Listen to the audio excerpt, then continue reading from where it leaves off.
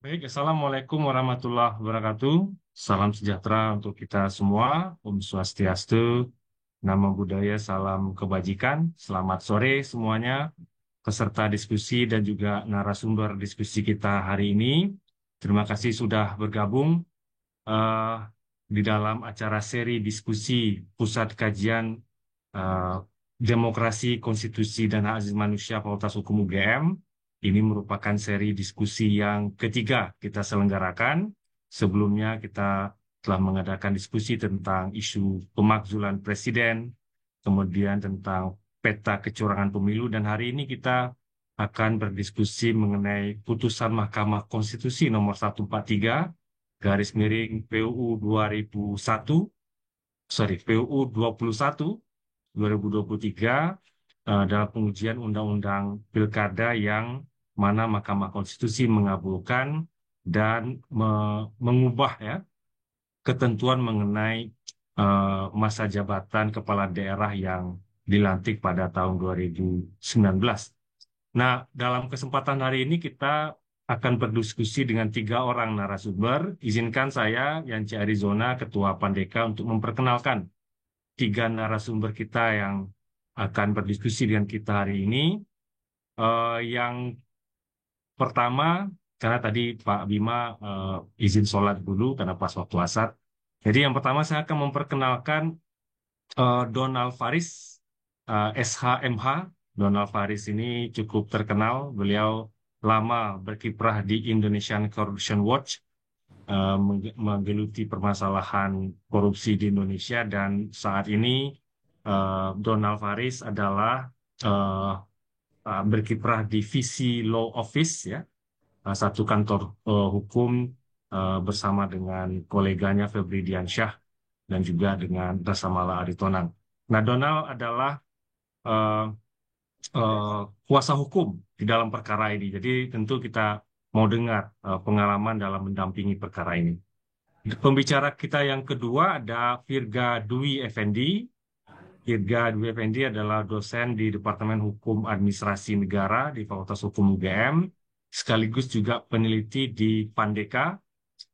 Virga Effendi menyelesaikan studi S1-nya di Universitas Airlangga dan kemudian menyelesaikan studi S2-nya di Utrecht University di Belanda.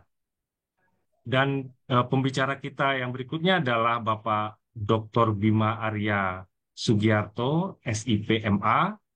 Mudah-mudahan sebentar lagi beliau akan bergabung bersama kita. Beliau adalah Wali Kota Bogor, eh, dan beliau adalah salah satu prinsipal pemohon di dalam perkara ini. Oleh karena itu kita juga ingin dengar nanti dari beliau apa kira-kira implikasi dari putusan ini terhadap negara hukum dan demokrasi di Indonesia. Dan acara diskusi kita akan dipandu oleh Saudara Umar Mubdi, SHMA. Beliau adalah dosen di Fakultas Hukum UGM sekaligus sekretaris di Pusat Kajian Demokrasi, Konstitusi dan Asasi Manusia. Dan nanti akan ada seorang reporter, Fayas namanya, dia akan mencatat, membuat reportase kegiatan kita untuk mudah nanti didistribusikan menjadi bahan publikasi yang didiseminasi di website maupun dikirim ke media massa nantinya. Nah, tanpa memperpanjang waktu lagi, saya mau menyerahkan ini kepada Mas Umar Mubi untuk memimpin diskusi dan nanti mohon juga disapa ketika Pak Bima Arya bergabung bersama kita. Silakan, Mas Umar. Baik, terima kasih banyak Mas Yance. Eh, Baik Bapak Ibu sekalian, Pak Donald Faris, Mas Virga dan yang lainnya, kita akan memulai begitu diskusi kita pada sore hari ini. Izinkanlah saya Umar begitu yang akan memandu jalannya diskusi ini. Jadi Bapak Ibu, teman-teman sekalian, sebelum kita mulai barangkali ada baiknya kita mengulang begitu konteks daripada putusan 143 tahun 2023 ini. Jadi pada tahun 2023 akhir pada tahun 2019 terdapat 48 kepala daerah yang dilantik, yang mana mereka kemudian adalah hasil dari pemilihan kepala daerah tahun 2018. Lalu kemudian kalau kita ikut ke dalam pasal 162 ayat 1 dan ayat 2 Undang-Undang Nomor 16 Undang-Undang 10 tahun 2016, maka 48 kepala daerah tadi akan memegang jabatannya selama 5 tahun karena semenjak pelantikan. Karena pelantikannya dilakukan 2019, maka logikanya adalah akan berakhir pada tahun 2024. Namun demikian, terdapat juga pasal lain di dalam Undang-Undang 10 2016, yaitu pasal 201 ayat 5, yang menyatakan bahwasanya kepala daerah yang dipilih dari pemilihan tahun 2018 akan menjabat sampai dengan tahun 2023. Sekilas kalau kita membandingkan kondisi tadi itu, maka terdapat semacam pertanyaan. 48 kepala daerah yang dilantik tahun 2019 tadi, apakah akan berakhir masa jabatannya tahun 2023 karena dia dipilih tahun 2018, atau kemudian dia akan tetap menjabat selama 5 tahun karena pelantikannya dilakukan pada tahun 2019. Adanya ketidaksinkronan norma yang terjadi membawa paling tidak 7 kemudian wakilan ataupun 7 pemohon dari kepala daerah mengajukan judicial review kepada Mahkamah Konstitusi atas pasal 201 tadi kepada MK. Nah, salah satu pemohon prinsipal sebagaimana Mas Yanci sampaikan tadi adalah Bapak Dr. Bima Arya dengan kuasa hukumnya adalah Bapak Donald Faris. Lalu kemudian singkat cerita, amar di dalam putusan 143 hasil permohonan tadi menyatakan bahwasanya wali kota dan wakilnya hasil pemilihan tahun 2018 yang pelantikannya dilakukan pada tahun 2019 memegang jabatan selama 5 tahun dan akan berhenti tidak melewati 1 bulan sebelum diselenggarakannya pemungutan suara tahun 2024. Jadi tetap menjabat di tahun 2024 maksimal 1 bulan sebelum dilaksanakannya pilkada serentak nanti. Yang kita mungkin sudah well informed bahwa akan dilaksanakan November, tapi ada isu juga akan dipercepat menjadi bulan Desember nanti. Nah, dari kondisi semua itu, Bapak Ibu sekalian, lalu muncul berbagai macam pendapat, analisis, komentar yang menyatakan bahwasanya putusan MK 143 itu sudah memberikan kepastian hukum mengenai masa jabatan kepala daerah. Tetapi juga ada yang mempertanyakan bagaimana sih konsep ideal pembatasan penghitungan masa jabatan tadi. Lalu ada juga yang mempertanyakan bagaimana implikasi politiknya, karena ini adalah tahun politik 2024, juga bagaimana konteksnya dengan netralitas para kepala daerah dalam menyongsong 2024 ini. Jadi, Bapak Ibu sekalian, itu adalah konteks putusan 43. Untuk mendalami beberapa isu-isu tadi, maka narasumber teramat istimewa kita sudah bergabung, membersamai, dan akan memberikan kepada kita pengetahuan serta pengalaman kaitannya dengan putusan 143 ini. Tanpa berpanjang lebar, sepertinya Bapak Bima Arya belum bergabung. Jadi untuk kesempatan Sudah pertama. bergabung Pak Bima itu, Mas Sudah Samuel. bergabung. Ah, Selamat sore. Selamat sore. Selamat sore, Bapak. Terima kasih banyak, Pak, sudah hadir meluangkan waktu bersama kita semua di sini. Jadi, tadi baru sekedar pengantar, begitu, Bapak. Sekarang kita bisa masuk ke dalam pemaparan materi yang pertama. Bagaimana pengalaman Bapak, lalu pendapat Bapak terkait dengan putusan MK tadi, dan bagaimana implikasinya juga terkait dengan mungkin netralitas pemilu 2024 ini. Baik, kurang lebih waktu 15 sampai 20 menit kepada Pak Dr. Bima Arya. Waktu kami persilahkan. Terima kasih. Saya mohon maaf, sepertinya nggak bisa selama itu karena masih harus berbagi dengan agenda lain. Ya, saya akan memberikan beberapa uh, pengalaman yang mungkin bisa menjadi referensi untuk bisa memahami persoalan dengan lebih baik. Uh, ada beberapa babak saya kira dalam bisa memahami persoalan ini.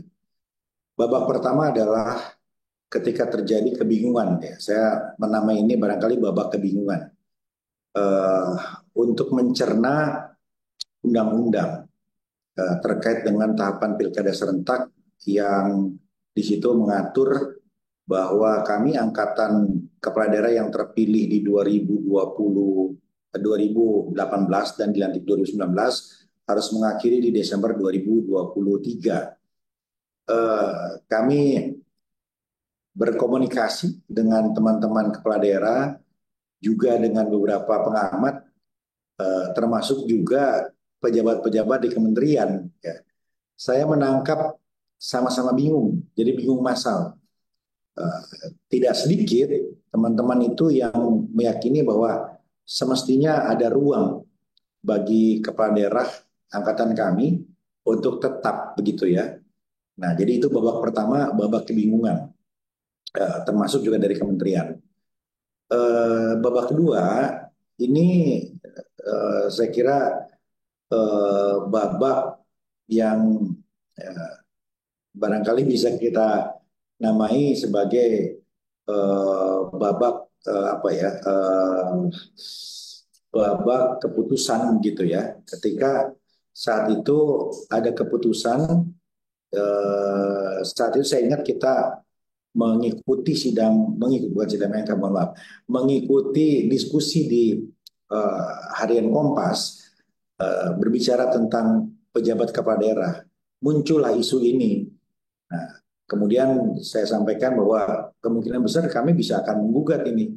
Tetapi muncul di situ ada beberapa keputusan dari MK untuk menolak gugatan gitu ya. Secara detailnya saya kira bisa dilihat saja di dokumen atau dijadikan referensi.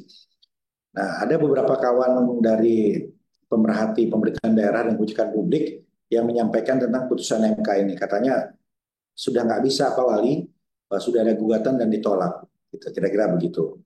Nah, akhirnya kami memutuskan untuk stop ya. Nah, ini babak kedua ya, babak putusan MK gitu saat itu yang menolak gugatan.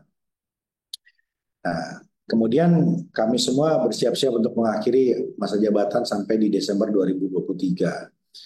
Nah, baru kemudian muncullah babak ketiga, yaitu babak saya kira apa ya,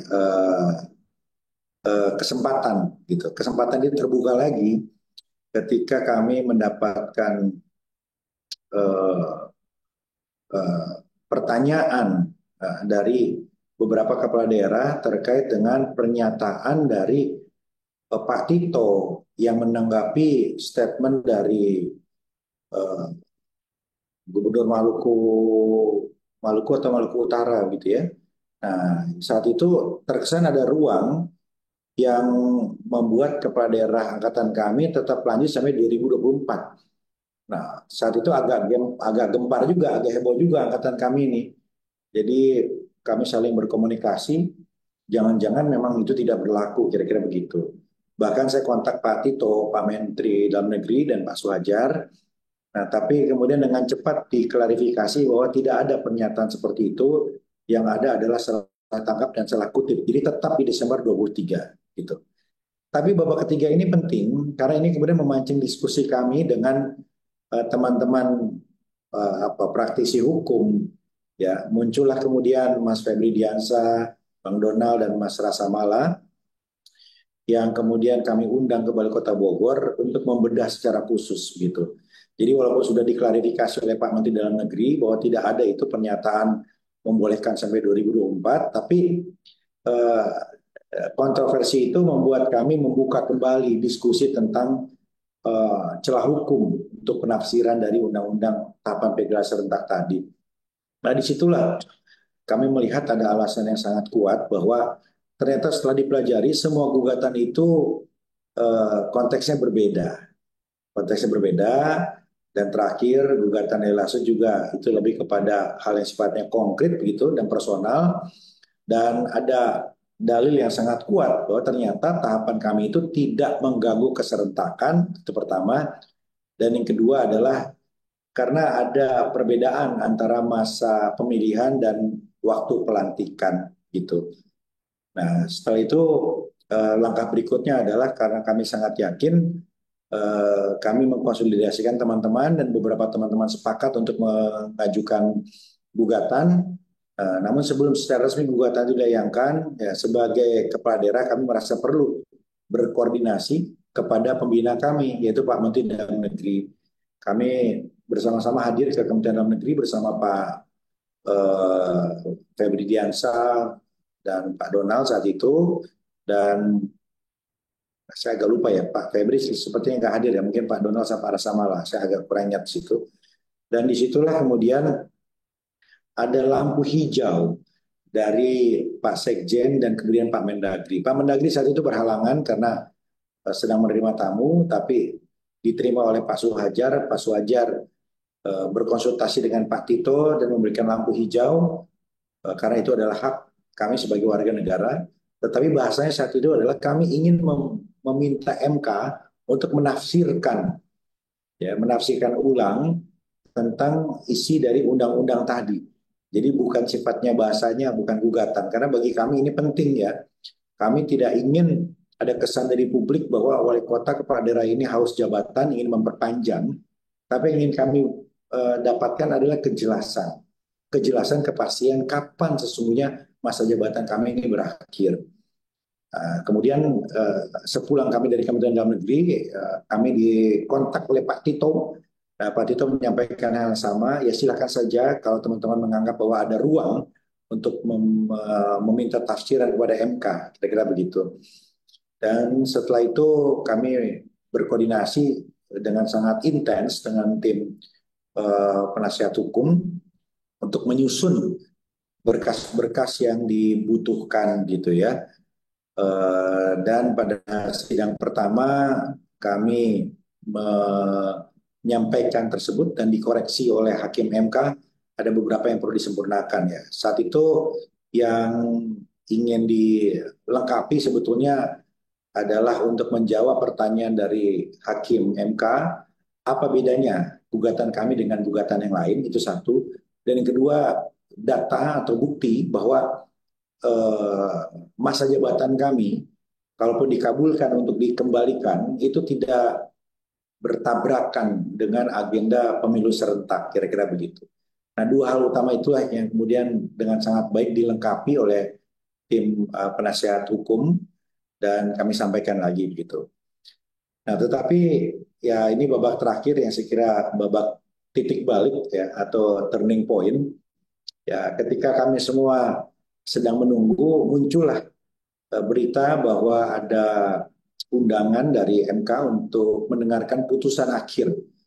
Nah, ini yang kemudian ditafsirkan bahwa kemungkinan kecil gugatan kami ditolak karena putusan itu dilakukan sebelum mendengarkan penjelasan dari wakil pemerintah atau DPR gitu. Ya, artinya hanya ada dua kemungkinan, dalil kami sangat kuat atau sebaliknya begitu. Nah, jadi ketika kemudian ternyata gugatan kami dikabulkan, ya kami melihat bahwa MK sebetulnya memang sudah memahami dalil yang kami ajukan tadi dan sangat kuat gitu ya. Jadi tidak mengganggu keserentakan dan memang sangat berbeda substansi gugatan kami dengan gugatan-gugatan yang pernah ada gitu. Eh, Putusan MK itu keluar sore-sore dan maghrib Pak Tito langsung mengontak saya dan menyampaikan bahwa Mendagri memahami dan tentu akan mentaati itu. Nah, karena itu kemudian komunikasi publik yang terjadi juga sangat baik. Mendagri mengapresiasi dan akan menindaklanjuti dan kami juga akan berkoordinasi dari Kementerian Dalam Negeri. Kira-kira begitu.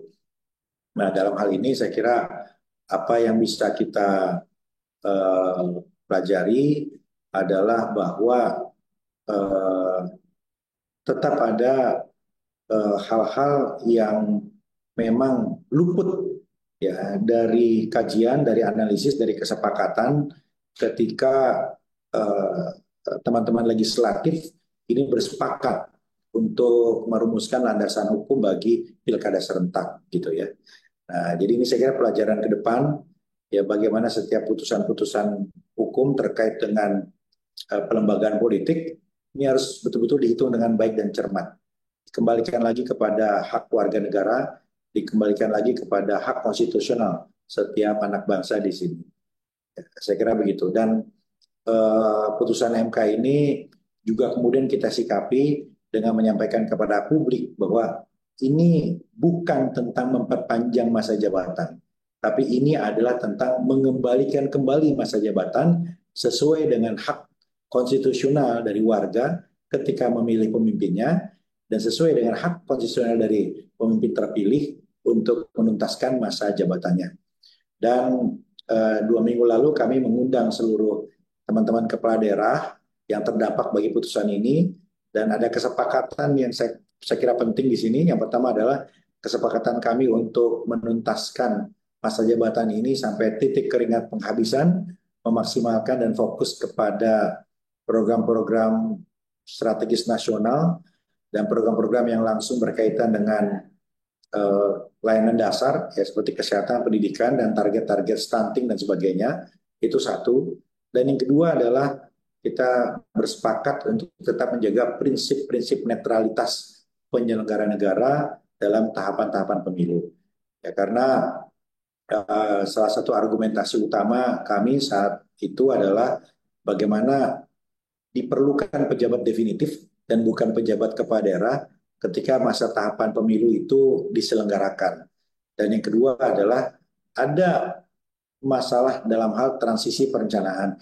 Kita ini sekarang sedang mengevaluasi rencana pembangunan jangka panjang untuk masa 2025-2045 menuju era Indonesia Emas 2045. Jadi sebaiknya memang dikonsolidasikan, disiapkan oleh pejabat definitif ketimbang pejabat kepala daerah yang memiliki keterbatasan dalam pemahaman dan komunikasi dengan stakeholders gitu.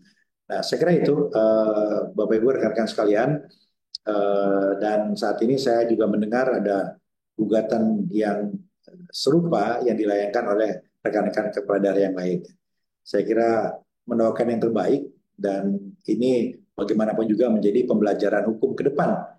Ya, bagaimana kita bisa menyusun, menyepakati proses pelembagaan politik sembari menyandingkan itu dengan hak konstitusional setiap warga negara. Terima kasih, mudah-mudahan ada manfaatnya. Assalamualaikum warahmatullahi wabarakatuh. Waalaikumsalam warahmatullahi wabarakatuh. Terima kasih banyak kepada Bapak Dr. Bima Arya atas penyampaiannya bahwa kalau bisa kita catat beberapa poin tadi, paling tidak ada 4 babak begitu ya. Babak pertama terkait dengan kebingungan harus menyikapi undang-undang seperti apa, lalu kemudian babak kedua muncul pertimbangan mengenai sudah pernah ada putusan MK serupa, lalu babak tiga terbukunya kesempatan ataupun kemungkinan. Lalu yang terakhir adalah babak keempat munculnya turning point. Dan yang penting untuk kita catat bersama bahwasanya komitmen Bima Arya dan juga 48 kepala daerah lainnya adalah untuk menuntaskan masa jabatan dengan berfokus pada strategi program strategi nasional, layanan dasar, serta netralitas. Matur nuwun, terima kasih banyak. Apabila kemudian Bapak ada kesibukan atau agenda lain, kami juga mempersilahkan untuk dapat meninggalkan, tapi kalau Bapak berkenan dan ada waktu mengikuti sampai akhir, dengan senang hati juga. Ya, Pak kasih. Saya pamit dulu. Kalau tiba-tiba diperlukan, silakan hubungi lagi. Mungkin bisa menyesuaikan. Kalau ada pertanyaan atau apapun. Ya, Siap, kasih. terima kasih banyak Bapak. Nanti Terima rilis akan kasih. dikirim. Terima kasih. Baik, Bapak Ibu teman-teman sekalian, pemateri selanjutnya adalah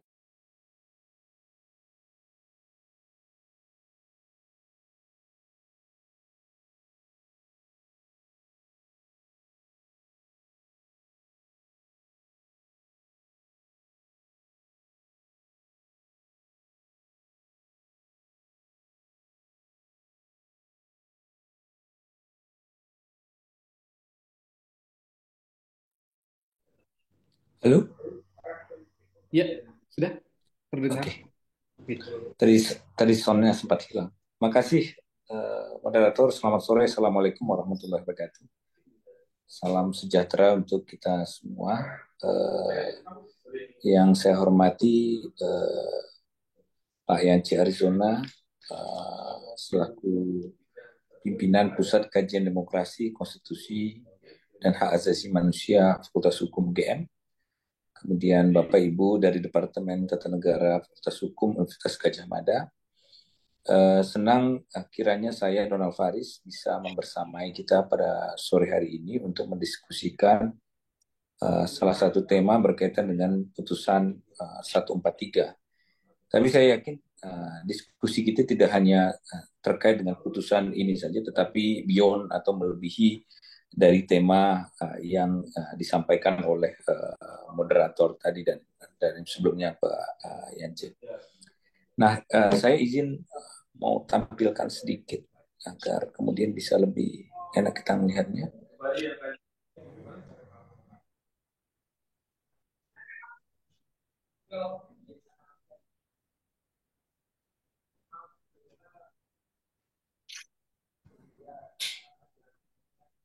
Apa sudah bisa dilihat, Bapak Dewi? Ya, sudah terlihat. Oke. Tadi Pak Wali Kota Bogor, Pak Bima Arya, salah satu pemohon prinsipal sudah menyampaikan ke kita beberapa fase, tetapi tentu yang mau bicarakan lebih heavy-nya adalah ke fase politik, di mana memang butuh sebagai birokrat, sebagai pimpinan daerah, ada struktural pemerintahan yang memang harus dilewati oleh beliau untuk bisa maju ke permohonan ke Mahkamah Konstitusi seperti itu. Nah, saya akan bicara juga dari aspek politiknya beberapa proses yang juga saya terlibat menjalani, seperti beberapa pertemuan tadi, sampai dengan bagaimana putusan ini dihasilkan di Mahkamah Konstitusi.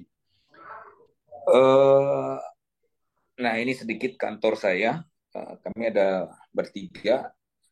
Founder partnernya adalah saya, Pak Febri Diansyah, dan saya sendiri. Kemudian juga bergabung menjadi salah satu partner. Kemudian di tahun 2002, Pak Rasa Mawaritono. Jadi kami bertiga dengan memang spesifikasi isu yang beragam kita pegang.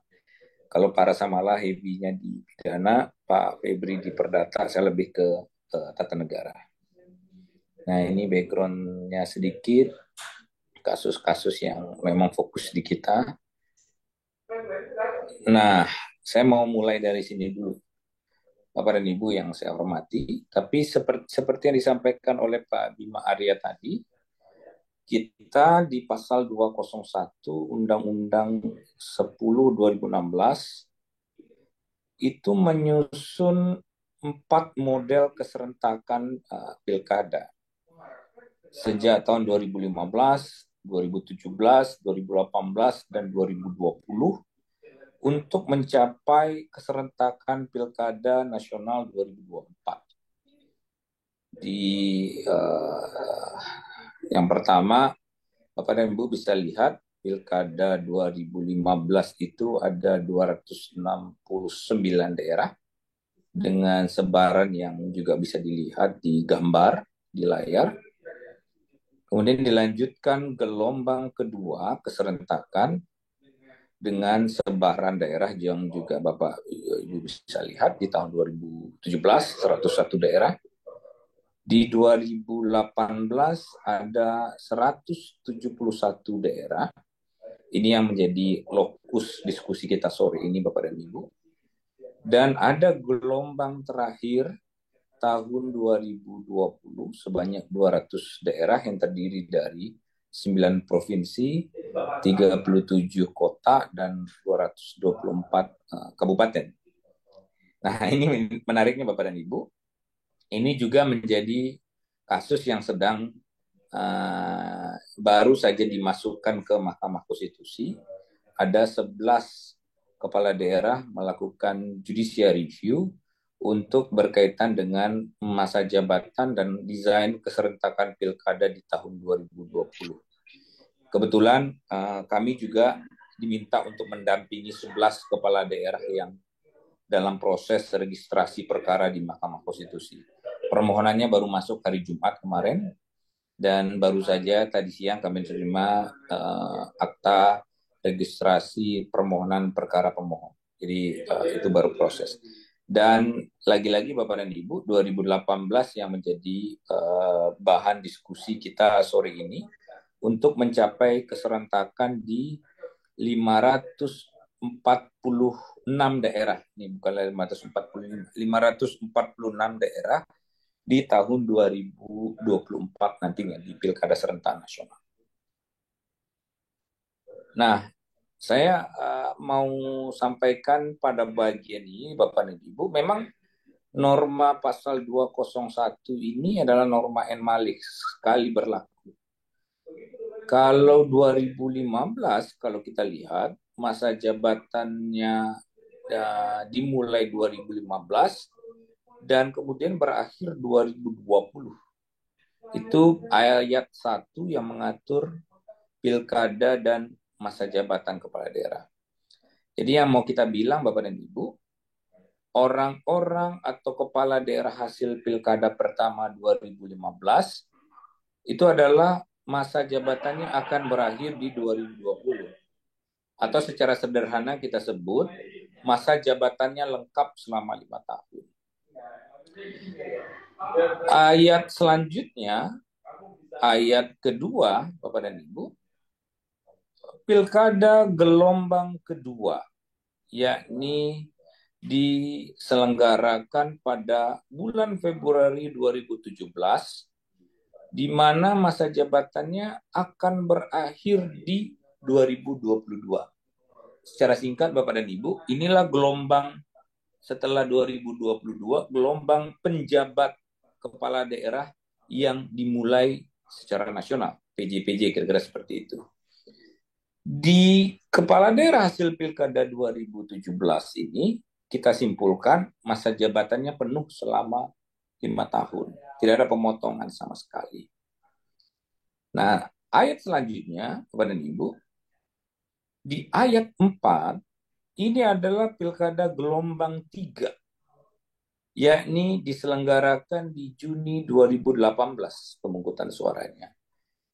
Siapa saja yang ikut? Yang ikut adalah kepala daerah yang masa jabatannya berakhir di 2018 dan 2019.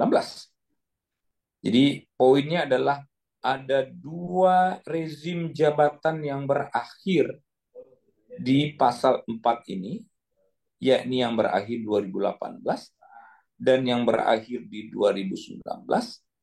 Tetapi pemungutan suaranya disatukan atau dimajukan menjadi bulan Juni 2018. Tapi menariknya, kalau kita kaitkan dengan ayat selanjutnya, masa jabatan yang kedua ini, 2018 dan 2019 ini, kemudian pasal 201 ayat 5 menyamakan AMJ-nya atau akhir masa jabatan mereka, yakni sama-sama berakhir di tahun 2023. Tentu ini jadi isu hukum bagi kita. Pertanyaan sederhananya, apakah kepala daerah yang 2018 dipilih bulan Juni tersebut semuanya bekerja pada tahun 2018? Jawabannya tidak. Ternyata SK pengangkatan mereka itu baru keluar dengan variasi yang beragam-ragam, Bapak dan Ibu. Ada yang keluar di 2018, dan ada juga SK mereka kemudian diangkat di 2019, atau dalam rentang 1 tahun setelah hasil Pilkada 2018 tersebut. Nah, beberapa kepala daerah itu menunggu mereka selama 1 tahun baru dilantik. Kenapa dia ditunggu pelantik? Ya karena menunggu masa jabatan kepala daerah hasil pilkada sebelumnya itu juga lengkap menjadi 5 tahun, sebagaimana ketentuan pasal 162 ayat 1 dan ayat 2 Undang-Undang Pilkada. Ini konstruksi persoalan kita adalah ternyata kepala daerah itu tidak dilantik secara serentak, karena memang Undang-Undang Pilkada tidak mengatur pelantikan secara serentak. Disitulah kekosongan hukumnya. Pilkadanya diserentakkan, sekali lagi, pilkadanya diserentakkan, tetapi pelantikannya beragam-ragam. Tidak ada keserentakan pelantikan. Bima Arya dipilih 2018, tapi dilantiknya baru 2019. Sekalipun memang itu adalah periode kedua. Tapi wakilnya, Pak Deddy Rahim yang kebetulan adalah mantan salah satu di KPK, beliau keluar dan ikut pilkada di 2018, tapi harus menunggu 1 tahun untuk baru bisa dilantik. Karena undang-undang tidak mengatur rezim pelantikan. Ini adalah isu hukum kita, seperti yang disampaikan oleh Pak Bima Arya tadi, bahwa ini notes bagi pembentuk undang-undang agar melihat secara lebih detail, lebih spesifik persoalan-persoalan hak konstitusional kepala daerah atau warga negara yang berkaitan dengan pasal-pasal yang disusun oleh pembentuk undang-undang. Jadi yang mau kita bilang, Bapak dan Ibu, ada kekosongan yang pertama secara mendasar adalah ada ketidakjelasan, ada kekaburan, dan termasuk juga ya kita boleh kejelasan dan kealpaan norma di dalam pasal 201 ayat 4, di mana kepala daerah 2018 dipilih tetapi tidak semua dilantik di tahun yang sama. Tetapi ayat selanjutnya mengatur bahwa mereka akan berakhir di tahun yang sama. Nah, ini persoalannya Bapak dan Ibu di 2023. Nanti akan saya uraikan secara lebih detail nantinya. Dan yang terakhir adalah kepala daerah yang pilkada 2020 sampai dengan 2024. Ini kalau kita hitung secara matematis, Bapak dan Ibu, ini diatur di pasal 7 dan 8, kepala daerah ini hanya akan menjabat kurang dari 4 tahun atau 3 tahunan saja. Itu pun kalau tidak ada sengketa. Bahkan ada kepala daerah hasil pilkada 2020 baru dilantik 2022. Belum 2 tahun yang bersangkutan menjabat sampai dengan saat sekarang ini. Jadi memang problematika dari sisi norma dan tidak ada desain penghitungan masa jabatan yang kompatibel atau selaras dengan pasal 162 ayat 1 dan 2, bahwa masa jabatan kepala daerah itu adalah 5 tahun, yang penghitungan 5 tahunnya itu tidak dihitung dari kapan pilkadanya, tapi dihitung dari sejak pelantikan. Nah, Bapak dan Ibu, memang ada sejumlah catatan bahwa permohonan yang diujikan sebelumnya itu berkaitan dengan jabatan kepala daerah sudah beberapa kali diuji. Nah, yang paling dekat adalah ini, Bapak dan Ibu. Jadi sebelum kami mengajukan permohonan pada tanggal 1 November 2023 ke Mahkamah Konstitusi, lebih kurang 2 bulan sebelumnya MK sudah memutus pasal yang mau kami uji. Ini diuji oleh Eli Lasut, Bupati Kepulauan Talaut, dan Wakil Bupati dengan kuasa hukumnya Pak Yusril dan kawan-kawan. Diregistrasi dengan perkara 62 PUU 21/2023. Eli Lasut itu menggunakan batu uji, ya seterusnya bisa dilihat pasal 28(1) perkara, dan kemudian diregistrasi dengan nomor perkara 62, Tapi kami melihat justru sekalipun Mahkamah Konstitusi menolak seluruh permohonan pemohon atau Pak Eli Lasut, tapi kami justru melihat dari riset terkait dengan putusan ini masih ada celah hukum karena pelantikan Pak Eli Lasut itu disebabkan karena adanya persoalan hukum si gubernur nggak mau melantik sehingga pelantikannya menjadi tertunda-tunda. Dan Kadung juga terlalu banyak menjelaskan persoalan-persoalan konkret, bukan persoalan norma. Di situ kami melihat, oh berarti ya masih ada tetap celah, sekalipun sudah dimohonkan lebih kurang 2 bulan sebelumnya. Nah, baru kemudian kami mohonkan, ada beberapa pemohon dalam pengujian ulang ini, ada Pak Murad Ismail, Pak Emil Dardak, Wakil Gubernur Jawa Timur, Pak Bima Arya, dan Wakil Wali Kota ada Pak Martin, Wali Kota Gorontalo, Pak Henry Septa, Wali Kota Padang, dan Pak Khairul, Wali Kota Tarakan.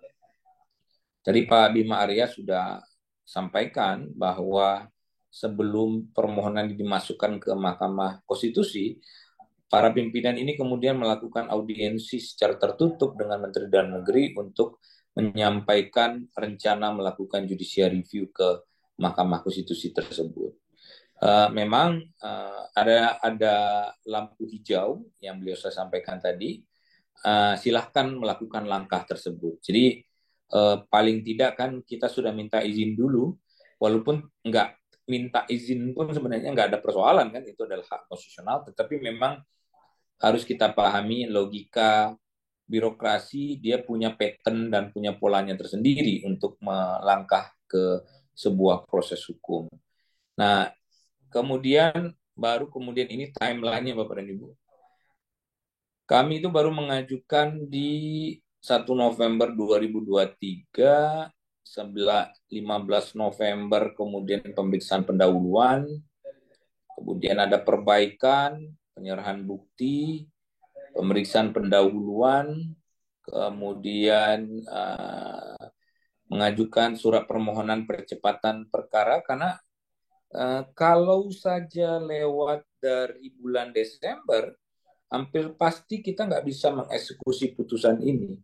Kalau seandainya ada pejabat yang sudah dilantik dan disumpah menjadi PJ di masing-masing daerah. Sehingga Bapak dan Ibu, ada memang kepentingan kita sebagai kuasa hukum mewakili kepentingan prinsipal atau pemohon untuk bisa Mahkamah Konstitusi memberikan atensi dan percepatan. Kami memang mengajukan permohonan provisi, tapi kemudian tidak cukup itu saja, kita menyurati Mahkamah Konstitusi agar kemudian memberikan atensi dan mempercepat proses ini, agar kemudian putusan MK menjadi jelas, ada kepastian hukum dan menjadi tidak sia-sia. Sebagai catatan Bapak dan Ibu semua, pada tanggal 4 Desember, sebenarnya Menteri Dalam Negeri sudah pegang 3 nama untuk masing-masing daerah untuk menjadi PJ.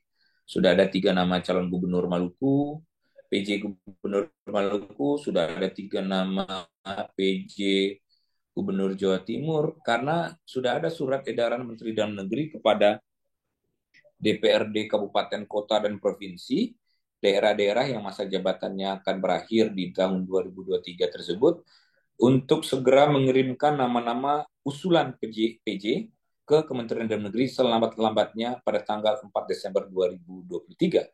Secara singkat saya mau bilang Bapak dan Ibu, ini adalah fase-fase genting dan krusial dari permohonan ini, karena hampir dipastikan kalau tidak ada putusan Mahkamah Konstitusi di minggu ketiga di Desember 2023, itu di akhir bulannya atau di masa-masa libur panjang, libur serentak, itu akan ada pelantikan PJ kepala daerah tersebut. Jadi kita beruntung sekali Mahkamah Konstitusi dengan baik membaca surat dan kebutuhan kepastian hukum yang memang sangat kita tunggu dalam permohonan ini. Nah, ini sebenarnya dapur, tapi saya cerita sedikit saja Bapak dan Ibu, bahwa memang kalau kita lihat ada beberapa strategi yang kita pakai dalam proses judicial review ini. Pertama, kita mencari para pemohon prinsipal yang memang representatif. Maksudnya adalah agar terlihat dari permohonan ini, para pemohon-pemohon ini tidak berangkat dari kasus konkret, tetapi berangkat dari persoalan norma. Dan itu dialami oleh banyak orang, tidak hanya satu atau beberapa orang. Nah, menurut kami, kesalahan permohonan sebelumnya adalah membawa satu orang sebagai pemohon, di mana memang pelantikannya tertunda karena persoalan politik, bukan persoalan hukum.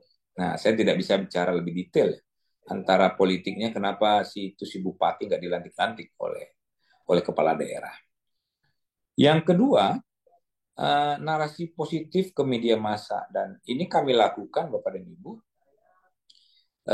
Kita membangun sebuah kampanye positif bahwa apa yang dilakukan oleh kepala daerah ini bukanlah upaya untuk menambah masa jabatan, tetapi mengembalikan masa jabatan utuh sebagaimana ketentuan pasal 162 ayat 1 dan 2 Undang-Undang Pilkada, di mana masa jabatan kepala daerah itu adalah 5 tahun, dan itu terhitung sejak pelantikan.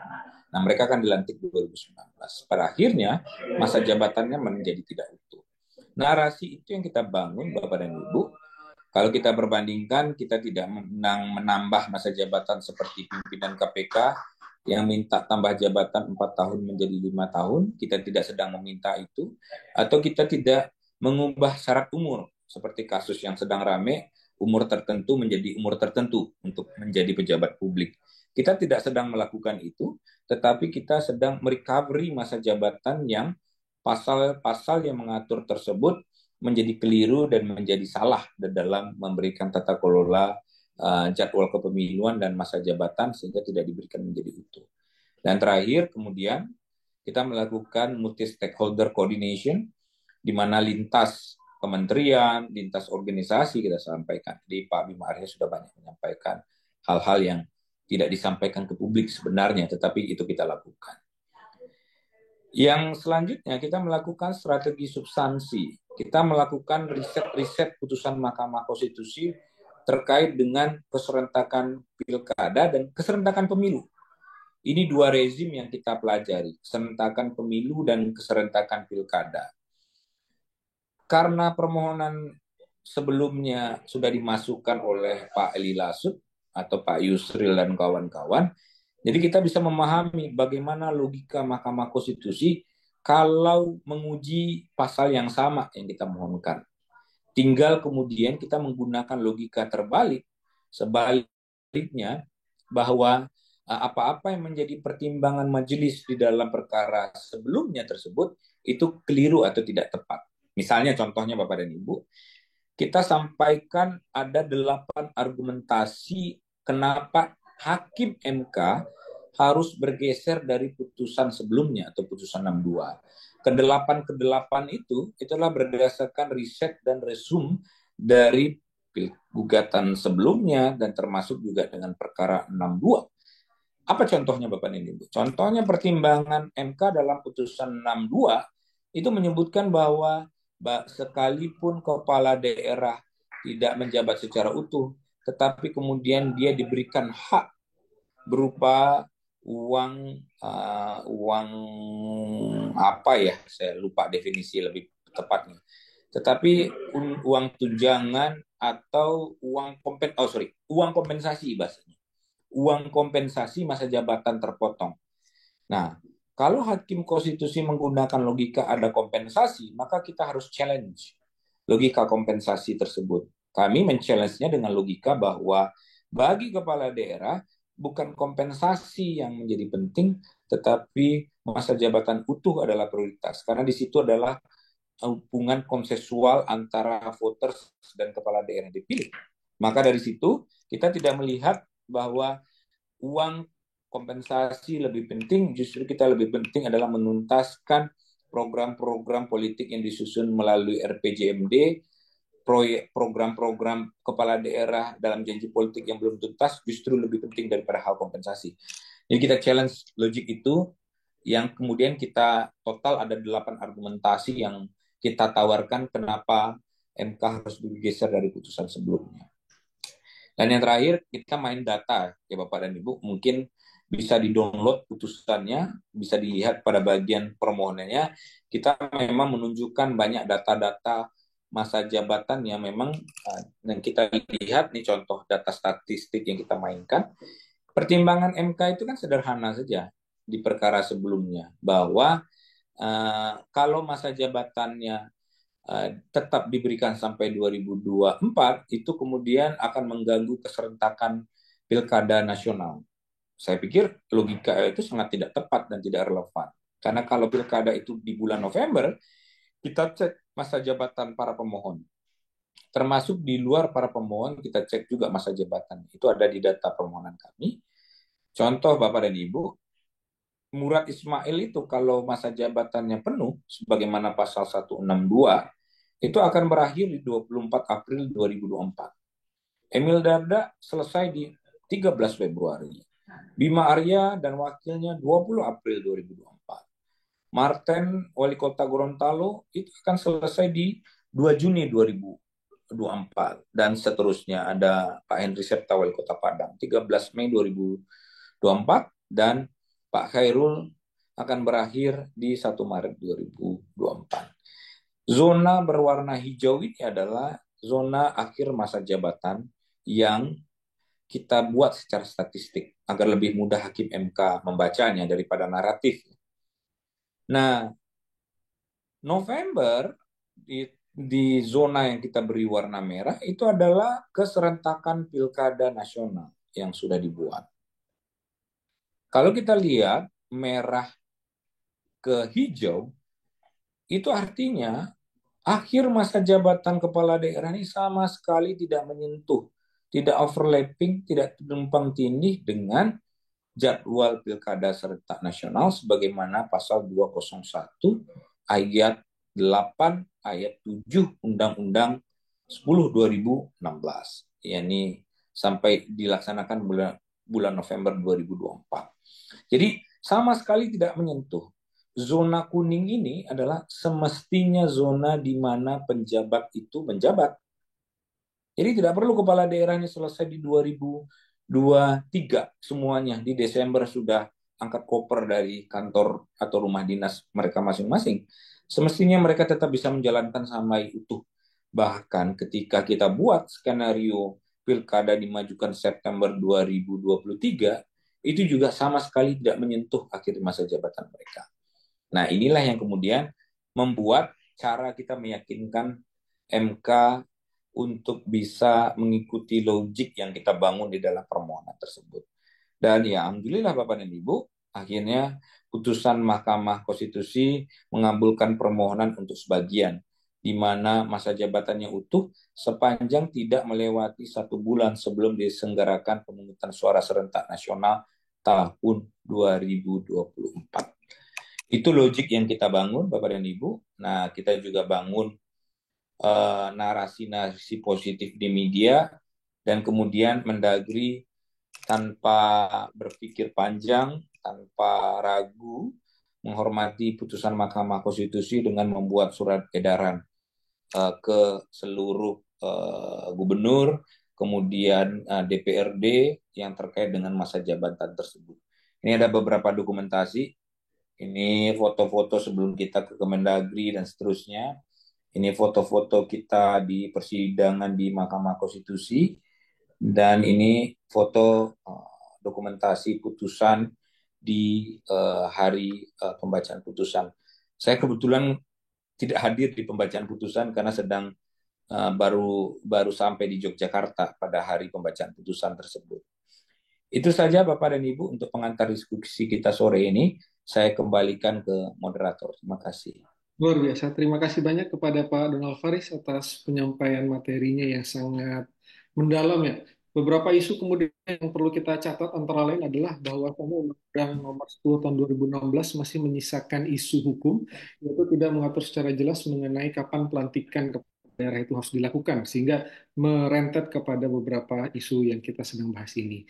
Lalu yang juga sangat menarik bagi saya juga adalah terkait dengan strategi, baik itu strategi mohon, lalu juga strategi substansi yang kemudian memberikan kepada kita semacam inspirasi, ilham bagaimana sebenarnya mempersiapkan semua hal ini. Jadi untuk apa namanya mendalaminya nanti kita akan masuk ke dalam sesi diskusi.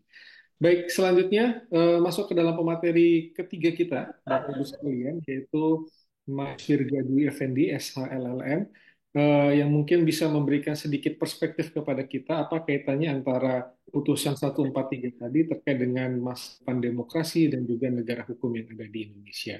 Jadi kurang lebih 15-20 menit kepada Mas Virga, waktu dipersilahkan. Baik, terima kasih Mas Umar selaku moderator. Sebelumnya suara saya terdengar jelas ya, Bapak Ibu? Ya, sudah terdengar.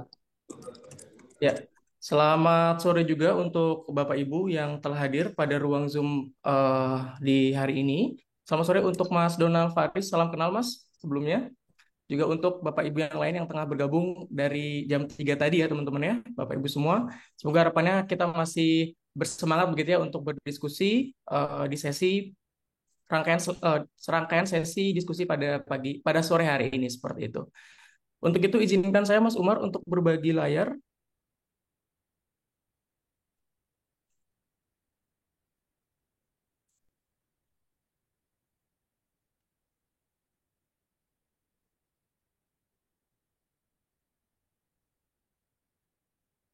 Ya, sudah terlihat ya? Baik, jadi pada sore hari ini terkait judul diskusi kita, bagaimana kira-kira implikasi dari putusan MK 143 garing PU garing XXI gitu ya atau 21 garing 2023 apa implikasinya bagi demokrasi dan juga negara hukum. Tadi sudah sangat dielaborasi dengan jelas begitu oleh Mas Donald, tadi juga diberikan sambutan pengantar awal oleh Pak Bima Haryo gitu ya. Pak Bima Arya selaku wali kota dan juga prinsipal terkait putusan ini begitu yang sudah memberikan gambaran kira-kira bagaimana putusan MK ini bisa lahir seperti itu.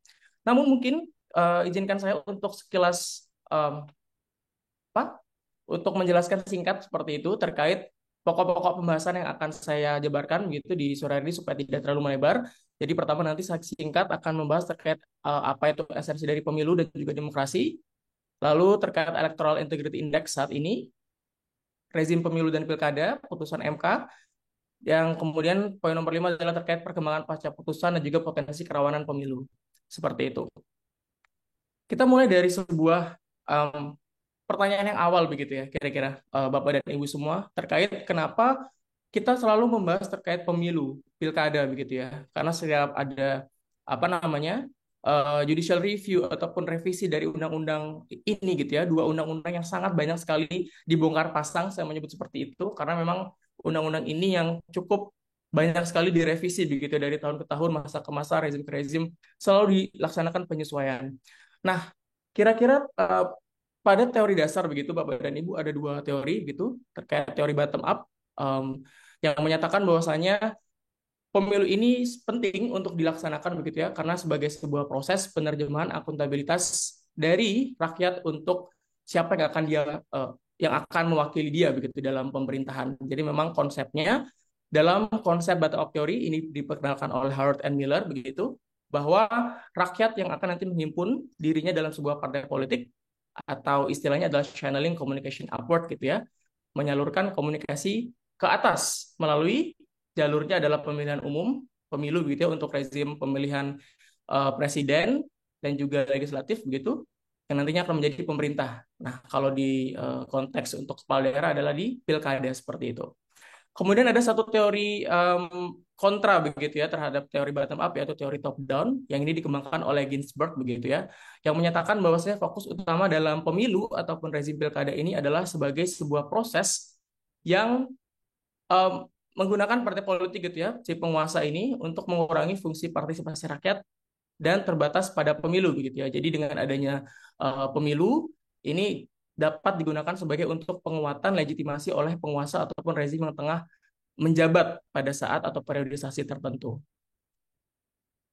Nah, kita lihat secara singkat konteksnya dalam undang-undang normatif kita sekarang ya, dalam undang-undang yang masih berlaku di Undang-Undang Pemilu di pasal 1 angka 1 gitu dijelaskan secara jelas bahwasanya pemilu ini memang rezim pemilihan untuk memilih DPR, DPD, Presiden dan Wakil Presiden, dan juga untuk memilih anggota DPRD dengan asas-asas pemilu yang sudah biasanya kita sering dengar gitu dari zaman kita masuk SD barangkali, yaitu lu berjudil langsung, umum, bebas, rahasia, jujur, dan adil dalam Negara Kesatuan Republik Indonesia berdasarkan Pancasila dan UUD NRI 45. Sementara kita lihat dalam konteks pilkada sendiri, Bapak Ibu sekalian, kita melihat dari judul undang-undangnya saja cukup panjang ya, Bapak dan Ibu. Kita bisa lihat beberapa kali mengalami sebuah apa ya revisi seperti itu dari adanya undang-undang di awal, kemudian diterbitkan Perpu saat itu ya di tahun 2020, Perpu 2 tahun 2020, Perpu 2 tahun 2020 di saat COVID ataupun pandemi melanda Indonesia besar-besaran saat itu. Kemudian dilegitimasi dengan adanya undang-undang yang menetapkan Perpu tersebut terkait perubahan ketiga atas Undang-Undang 1 tahun 2005 tentang penetapan peraturan pengganti Undang-Undang Nomor 1 tahun 2015 tentang Pilkada pada intinya di Undang-Undang Nomor 6 tahun 2020. Di sini yang bisa kita coba lihat gitu ya dan mungkin memberikan sebuah highlight penting adalah dinyatakan bahwasanya pemilihan gubernur, bupati, wali kota yang selanjutnya disebut dengan rezim pilkada ini ya teman-teman ya, Bapak dan Ibu, dilaksanakan dengan pelaksanaan kedaulatan rakyat di provinsi dan juga kabupaten kota untuk memilih gubernur, bupati, wali kota secara langsung dan demokratis. Nah, pengertian demokratis ini sendiri yang sebenarnya bisa kita optik lebih dalam gitu ya. Sebenarnya demokratis ini dimaknai seperti apa? Apakah dengan hanya apa dilaksanakan setiap 5 tahun sekali ya kalau kita lihat dalam undang-undang pilkada bersangkutan gitu di pasal 3 dinyatakan bahwa pemilihan dilaksanakan setiap 5 tahun sekali secara serentak di seluruh wilayah negara Republik Indonesia. Yang mana tadi dari data yang sudah dibuka oleh Mas Donald begitu ya, kita lihat memang periodisasi pilkada serentak ini dilaksanakan dalam beberapa kali kurun waktu begitu ya, dimulai tahun 2015, 2017, kemudian di 2020 dan nanti diharapkan terjadi di tahun 2024 yang memang kerangka pilkada serentak nasional itu tercapai di tahun 2024. Pertanyaan mendasar adalah kira-kira kalau kita mengartikan pengistilahan serentak ini apakah bisa kita kategorikan serentak yang benar-benar dimaknai untuk keseluruhan ataupun memang periodisasi masih bisa kita laksanakan. Yang mana nanti ini sebenarnya adalah menjadi awal mula diskusi kita terkait judicial review yang baru saja diajukan ya oleh 11 prinsipal baru begitu untuk mengajukan judicial review karena mereka adalah apa namanya dipilih di pilkada tahun 2020 yang mana masa jabatannya kurang dari 5 tahun begitu ya. Tadi Mas Donald menyampaikan kurang lebih tidak mencapai mungkin more or less 4 tahun begitu ya. Sementara kalau kita lihat di dalam pasal Akuo ini limitatif sebenarnya diamanatkan begitu bahwa pemilihan dilaksanakan setiap 5 tahun sekali. Nah, lantas dengan adanya perkembangan seperti itu, apakah masih bisa kita maknai bahwa pilkada ini masih bersifat demokratis begitu ya, sehingga memang peluang ataupun kesempatan untuk melakukan judicial review sangat terbuka lebar untuk apa namanya kepala daerah yang memang sedang sangat saat ini dirasakan hak konstitusionalnya terlanggar dengan adanya undang-undang tersebut. Nah, kalau kita lihat legal basis begitu ya, kita selalu kembali kepada sebuah norma dasar gitu di dalam undang-undang dasar kita gitu ya. Di dalam undang-undang dasar pasal 22 ayat 1, pemilihan umum ini jelas ya dilaksanakan berdasarkan prinsip atau konsep luber judil dan kembali ditegaskan begitu ya di pasal 18 ayat 4 untuk pemilihan kepala daerah ini bahwasanya dipilih secara demokratis gitu ya. Tadi diulang kembali di dalam Undang-Undang Pilkada yang merupakan turunan dari Undang-Undang Dasar itu sendiri. Nah, karena tadi mengangkat diskusi ini ya, mengangkat judul terkait apakah ini dengan adanya putusan MK 143 ini masih menjamin gitu ya nilai-nilai demokrasi dan keadilan begitu ya teman-teman dan juga Bapak Ibu. Kita sepertinya perlu untuk sedikit kilas balik gitu ya, kembali mengawali bahwasanya demokrasi apa yang saat ini sedang kita gunakan gitu ya di Negara Kesatuan Republik Indonesia. Kita mengetahui bahwasanya saat dulu ya banyak sekali tipe-tipe demokrasi yang digunakan gitu ya, seperti demokrasi terpimpin dan hingga perkembangan sampai sekarang kita sebut dengan adanya demokrasi Pancasila gitu ya. Sebenarnya demokrasi ini apa begitu ya, karena memang sifatnya sangat abstrak dan merupakan kalau bisa kita lihat dalam sebuah sistem adalah sebuah value yang seharusnya memang bisa dipegang oleh sebuah negara yang berdaulat. Nah, mengutip dari Thomas Mayer gitu ya dalam karyanya judul Demokrasi yang berjudul An Introduction for Democratic Parties gitu ya.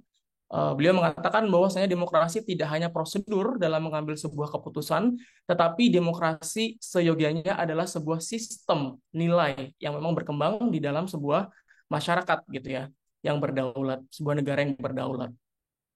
Nah, untuk membangun suatu sistem politik tersebut yang berdasarkan pada prinsip-prinsip jelas ya, kebebasan dan juga kesetaraan untuk semua orang. Jadi memang prinsipnya adalah equality atau kesamaan kesempatan untuk setiap orang yang ada begitu ya. Ini merupakan sebuah filosofi begitu ya, landasan dasar gitu ketika ada judicial review yang tadi telah dijelaskan oleh pembicara sebelumnya begitu ya. Bukan sebenarnya lebih kepada meminta masa jabatan untuk ditambah begitu ya, namun mengembalikan kepada memang esensi ataupun hak yang merupakan turunan dari undang-undang itu sendiri gitu yang memang memberikan kesempatan untuk bisa menjabat penuh begitu ya dalam waktu 5 tahun. Nah, secara lebih jelas nanti akan saya coba elaborasikan di slide saya selanjutnya. Namun pada intinya di sini kita berharap bahwasanya demokrasi tidak hanya sekedar slogan-slogan besar begitu ya, namun merupakan sebuah nilai yang dapat masuk ke dalam pengambilan kebijakan yang nanti akan diambil begitu oleh siapapun itu di tingkat manapun. Nah, mengutip ada 15 standar pemilu demokratis begitu ya dari International Electoral Standards yang merupakan sebuah guidelines for reviewing the legal framework of election. Ada beberapa standar begitu ya untuk bisa memastikan atau mengecek apakah pemilu, pilkada begitu ya bersifat demokratis atau tidak. Beberapa di antaranya bisa sambil kita baca ya nanti adalah terkait strukturisasi kerangka hukum, apa sistem pemilu yang digunakan, apakah hak memilih dan dipilih telah dapat diberikan, lalu terkait lembaga penyelenggaraan pemilu, pemantauan pemilu, kepatuhan dan penegakan hukum pemilu, pemungutan suara, dan lain sebagainya. Yang mana ini adalah merupakan sebuah PR kita bersama ya, tidak merupakan PR hanya KPU semata begitu, sebagai institusi yang akan melaksanakan atau menyelenggarakan pemilu, namun juga kita sebagai masyarakat dan juga entitas-entitas yang apa ya akan diwakili oleh wakil-wakil kita nanti di pemilu ataupun di pilkada ke depan. Oke, melihat konteks Indonesia saat ini, sebenarnya Indonesia ada di tahap apa begitu ya, di tahap mana terkait Electoral Integrity Index. Ini kita lihat Indonesia saat ini di Asia Pasifik kurang lebih skornya itu 54 begitu ya. Yang mana ini dalam tahapan mengutip dari ini ya Perception of Electoral Integrity Index Summary Scale Range dari 0 sampai 100 kita skornya kurang lebih 57 begitu ya. Jadi kalau bisa dibilang kalau kita kuliah gitu ya nilai 57 dari 100 itu juga masih cukup rendah ya Bapak dan Ibu. Jadi masih remedi lah seperti itu kalau memang kita mau kejar untuk lebih baik. Ya, seperti inilah kurang lebih Electoral Integrity Index kita bisa dilihat bahwasanya demokrasi di Indonesia bisa kita simpulkan secara singkat memang masih bersifat sangat rentan. Nah, sekarang kita masuk konteks tadi ya setelah menjelaskan singkat terkait demokrasi apa itu esensinya untuk kasus ini begitu ya. Tadi sudah dipantik begitu oleh moderator dan juga oleh pembicara-pembicara sebelumnya bagaimana implikasi dari putusan MK 143 ini ibarat seperti snowball effect gitu ya, memancing ataupun sebagai awal mula sebuah perubahan yang diharapkan bisa terjadi seperti itu. Karena seperti yang kita tahu, putusan MK tersebut akhirnya dimaknai ini ya, apa namanya, hasil dari pilkada di tahun 2018 yang mana wali kota, wakil wali kota, bupati, wakil bupati dan juga gubernur dan wakil gubernur ini yang dilantik di tahun 2019 dapat melaksanakan masa jabatannya hingga tahun 2024 namun terbatas tidak melewati dari hari pemungutan suara serentak nasional tahun 2024 yang mana sepertinya juga sudah kita ketahui bersama bahwasanya nanti pilkada digadang-gadang gitu ya akan terlaksana pada akhir tahun ini begitu di tahun 2024 yang mana tadi sudah disampaikan juga kalau kita lihat secara lebih jelas lagi sebenarnya dengan adanya apa namanya pemaknaan ini oleh putusan MK sejatinya malah memberikan sebuah kepastian hukum bahwa kepala daerah bisa menjabat hingga akhir masa jabatan, yaitu dimaksimalkan selama 5 tahun gitu ya.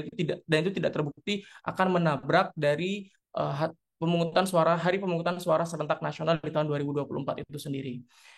Nah, kita lihat apa yang sebenarnya terjadi begitu ya. Saat ini di tahun 2020, saat ini tahun 2024, yang mana di tahun 2020 kemarin gitu ya, di pilkada serentak di tahun 2020 kemarin, memang dari penormaan di pasal 201, khususnya di ayat 7 dan ayat 8 ya, Undang-Undang Pilkada, sebenarnya memang sudah limitatif gitu ya. Pada pokoknya menetapkan bahwasannya pemungutan suara serentak nasional itu dilaksanakan di November tahun 2024, sehingga secara tidak langsung gitu menjabarkan bahwa memang masa jabatan dari Pilkada 2020 tidak sampai 5 tahun. Dan itu memang kalau kita garis bawahi seharusnya para kepala daerah memang sudah mengetahui hal itu begitu ya sejak terpilih di tahun 2020.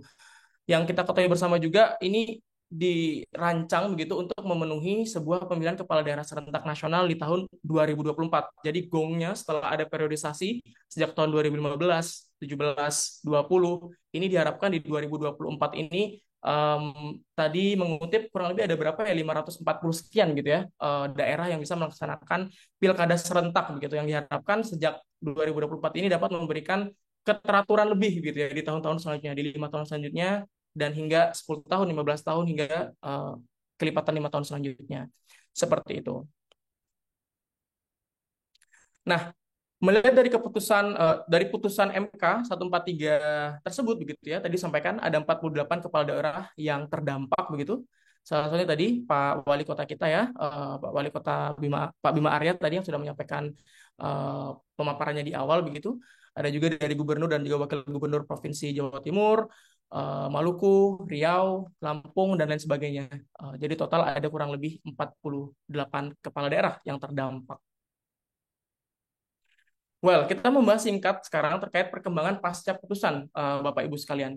Pertama, di sini saya mencoba untuk memberikan atensi begitu ya, bahwasanya putusan bukan serupa, mungkin kita sebutkan sebagai substansi yang seirama begitu ya. Permohonan judicial review terkait masa atau periodisasi jabatan kepala daerah yang terkurangi akibat berlakunya ketentuan pilkada serentak pada tahun 2024 ini telah 6 kali total diajukan begitu ya di Mahkamah Konstitusi. Tercatat ada perkara nomor 55, lalu perkara nomor 67, kemudian perkara nomor 81, perkara nomor 37, perkara nomor 95, dan juga perkara nomor 62 di tahun 2023. Jadi dari awal ini tidak hanya mulai kasus ini dalam artian menggema begitu ya sejak tahun atau akhir tahun 2023, bahkan sejak awal banget gitu ya di tahun 2019 sudah ada yang mengajukan dan sudah melihat bahwasanya ini akan menjadi sebuah potensi legal gap yang memang harus dijawab oleh Mahkamah Konstitusi untuk bisa dimaknai seperti apa begitu ya, agar tidak menimbulkan ketidakpastian. Namun memang tadi sudah disampaikan juga kalau putusan ini semuanya ditolak ya Bapak dan Ibu, karena memang tidak terbukti dan tidak bisa meyakinkan Mahkamah Konstitusi di era itu begitu ya. Dan kita bisa melihat bahwasanya putusan-putusan ini menjadi istilahnya saya menyebut sebagai sebuah fase awal begitu untuk melihat kalau memang masa kepala daerah ini bisa kita pastikan kembali begitu ya. Karena yang dikhawatirkan sebenarnya dari perkembangan publik saat ini adalah adanya nuansa politik elektoral, dalam artian ketika ketika nantinya semisal dibayangkan semua kepala daerah ini berhenti masa jabatannya di akhir tahun 2023, nanti kan akan ada PJ yang menjabat, which is PJ itu akan ditunjuk oleh Mendagri sendiri, yang mana kalau kita coba menganalisa begitu dari perspektif hukum tata negara adalah mungkin saja merupakan perpanjangan gitu ya, perpanjangan tangan dari Kementerian Dalam Negeri dalam quote gitu ya, presiden seperti itu. Yang mana kita pun tahu saat ini tahun 2024 adalah tahun politik, ya kita ketahui bersama bagaimana arah keberpihakan, sepertinya arah keberpihakan dari presiden kita begitu, yang sudah terang benderang memberikan arah keberpihakannya seperti itu.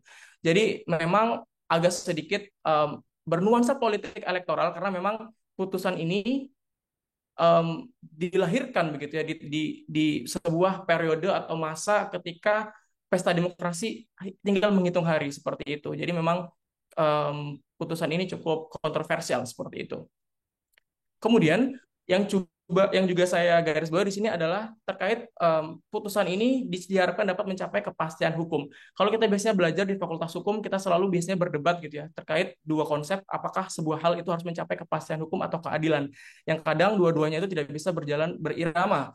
Kadang ketika mengedepankan keadilan, terkadang kepastian hukum menjadi sedikit diabaikan. Begitu pula sebaliknya.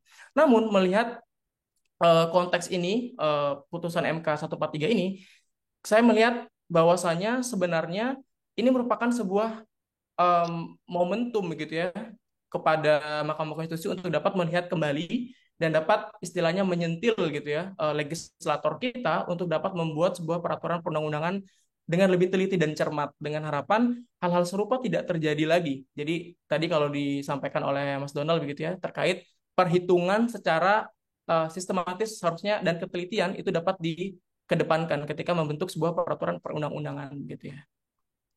Kemudian kita juga harus mengetahui bersama bahwasanya putusan MK ini tidak bisa dibanding gitu ya, tidak bisa di appeal karena bersifat final and binding.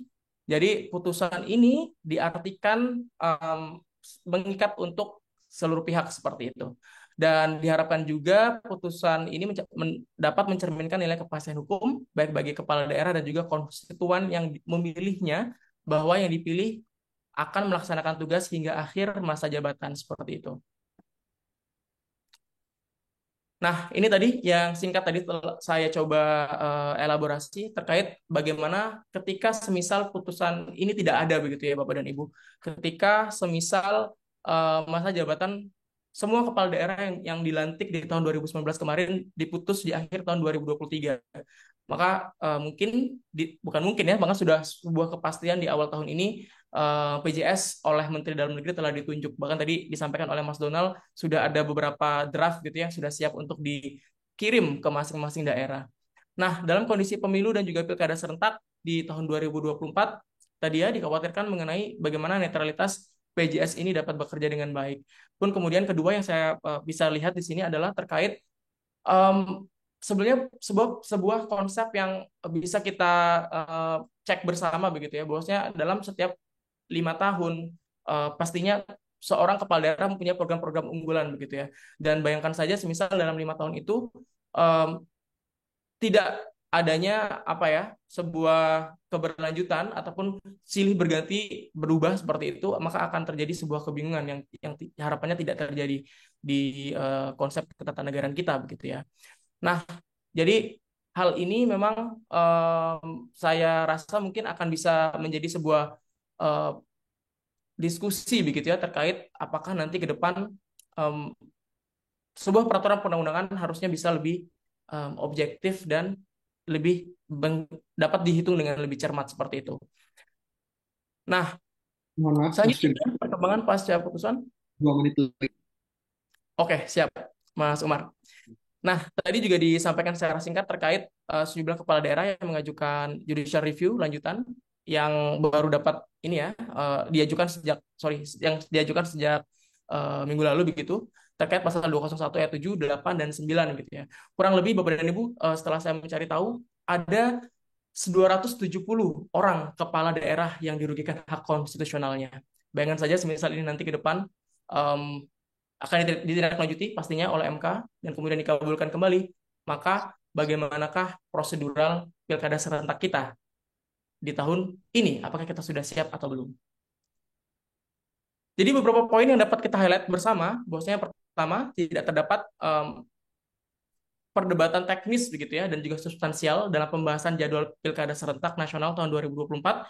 Ini saya mendapatkan banyak tulisan dan juga pendapat-pendapat demikian ya, bahwasanya memang pilkada serentak ini dinilai tidak mencerminkan sebuah kehati-hatian untuk penentuannya seperti itu. Termasuk terkait legal gap tadi yang disampaikan, bahwasanya undang-undang pilkada kita tidak mengatur terkait pelantikan serentak, yang diatur hanyalah terkait masa ataupun pemilihan serentaknya itu kapan begitu ya.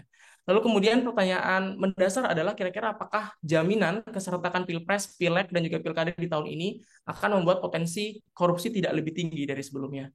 Dan yang pasti kita mengetahui bersama salah satu kewenangan Mahkamah Konstitusi adalah untuk memutus sengketa pemilu pilkada gitu ya. Jadi dipastikan gitu sudah pasti MK bakal lembur lagi gitu ya. Kalau di tahun ini semuanya dilaksanakan serentak.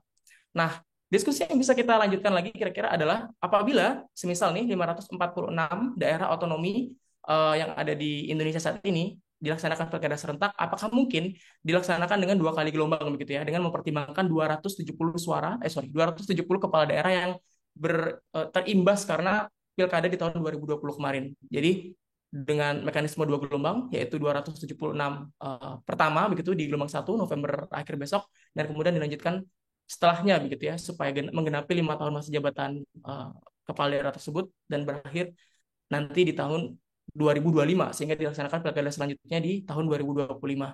Ini sebenarnya menjadi sebuah diskusi kita bersama. Nah, kemudian terakhir teman-teman, Bapak Ibu semua adalah terkait titik rawan pemilu di tahun 2024. Kita ketahui bersama bahwasanya memang sangat seru gitu ya kalau kita ngomongin pemilu, pilkada gitu ya. Baik itu siapa pro siapa, koalisi siapa dengan siapa begitu ya. Dan ternyata kita tidak luput begitu dari sebuah hal-hal yang harus kita bisa antisipasi. Di antaranya memang terkait dugaan-dugaan kecurangan, lalu dugaan-dugaan terkait kesiapan kita gitu ya, baik itu yang akan memilih maupun yang akan dipilih begitu untuk dapat melaksanakan pemilu dengan lebih adil dan lebih transparan. Kurang lebih seperti itu, Mas Umar, yang dapat saya sampaikan. Semoga dapat memantik jalannya diskusi dan juga pertanyaan-pertanyaan dari Bapak Ibu sekalian pada sore hari ini. Untuk itu, waktu dan tempat saya persilakan dan kembalikan kepada Mas Umar. Terima kasih. Oke, terima kasih banyak Mas Virga atas penyampaian yang sangat mendasar, lalu kemudian analisis yang sangat menarik. Beberapa di antaranya adalah berkaitan dengan konsep demokrasi, bagaimana standar daripada pemilu demokrasi. Nah, ini juga bisa menjadi pertanyaan kondisi mana yang kemudian tidak terpenuhi terkait dengan standar pemilu ini.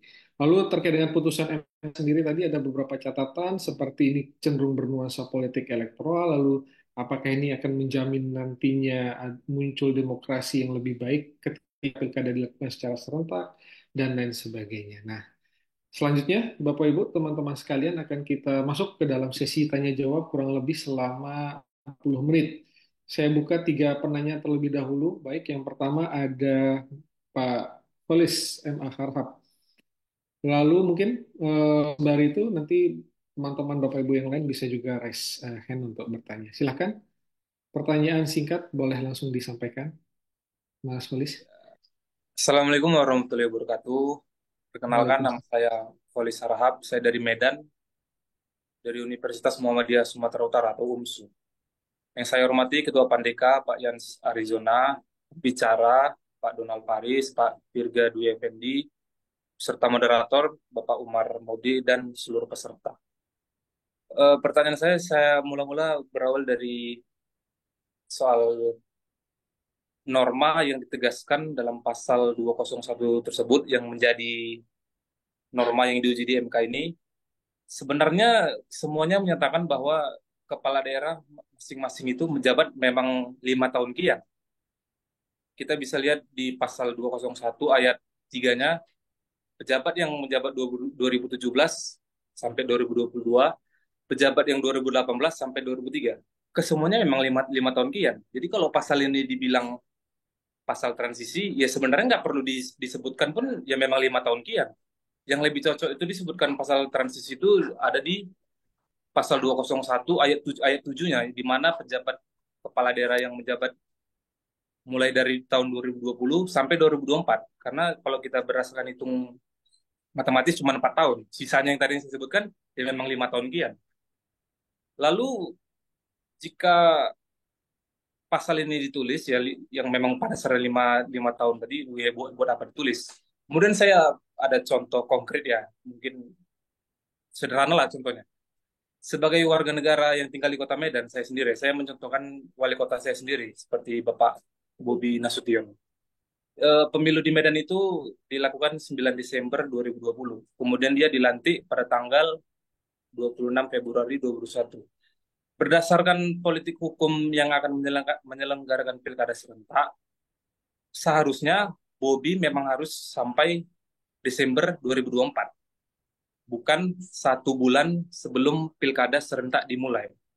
Nah, menariknya adalah di putusan MK kemarin yang putusan 143 ini ya. Di situ mengapa MK dalam putusan ini ditulis dalam putusannya tetap menjabat 5 tahun atau maksimal 1 bulan sebelum menjelang pilkada. Padahal kita tahu ada pejabat daerah daerah lain yang memang menjabat sampai Desember 2024. Apakah dasar putusan MK ini bertujuan agar pelaksanaan pilkada serentak 2024 dilakukan tidak tidak lagi gubernur, wali kota, bupati yang tidak lagi sedang memiliki posisi jabatan? Ataukah itu tujuannya? Padahal jika itu tujuan MK, toh masih ada pejabat yang masih menjabat sampai Desember 2024. Kalau saya baca di putusan 62, MK mengatakan mengapa dia menolak itu hanyalah soal implementasi norma. Tidak ada inkonstitusionalitas sebuah norma. Sedangkan di pasal 143 ini MK mengatakan sebaliknya, mengatakan pasal pasal UU inkonstitusional secara besar. Padahal permasalahannya sama. Sekian Oke, pertanyaan saya. Itu pertanyaan saya tujukan kepada Bapak Donald Faris. Sekian. Assalamualaikum warahmatullahi wabarakatuh. oke, terima kasih. Waalaikumsalam warahmatullahi wabarakatuh. Pertanyaan kedua, boleh raise hand, teman-teman sekalian. Kalau ada pertanyaan, boleh. Bapak Ibu sekalian, apabila ada yang mau bertanya atau menanggapi, boleh langsung. Izin Mas, bisa masuk? Ya, silakan, Pak. Silakan. Boleh Baik, perkenalkan diri. Ya. nama saya Ali Kamri, mahasiswa Magister Hukum Universitas Muhammadiyah Kendari, Mas, Sulawesi Tenggara, tepatnya di Kota Kendari. Baik, yang saya ingin tanyakan kepada kedua pemateri, secara interpretasi daripada pasal tersebut yang memang tafsiran yang berbeda-beda, sehingga memang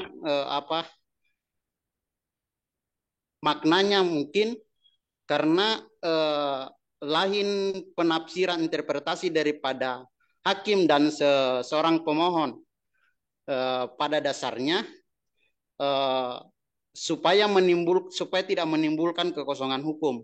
Bagaimana caranya supaya ditemukan suatu aturan sehingga menutupi daripada kekosongan hukum tersebut. Yang pertama tadi itu bagaimana penafsirannya, interpretasi daripada undang-undang tersebut yang mengatur tentang putusan 143 tadi yang ditolak. Kira-kira mungkin seperti itu, Mas. Terima kasih. Oke, terima kasih, Mas Ali Hamri. Oke, satu lagi. Silakan Bapak Ibu, sebelum kita masuk ke jawaban narasumber. Satu pertanyaan lagi, boleh? Silakan.